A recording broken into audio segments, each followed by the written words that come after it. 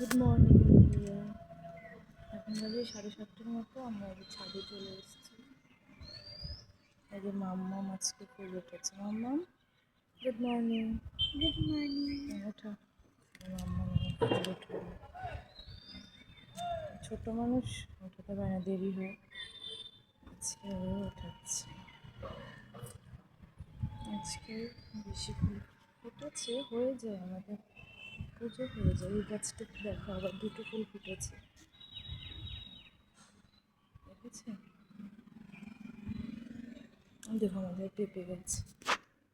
Actually কি মাটি নেই না, মাটি ছাড়া কি আর গাছ হয় বলো তো? মানে অল্প সবজির চোচা মোচা, অল্প একটু মাটি।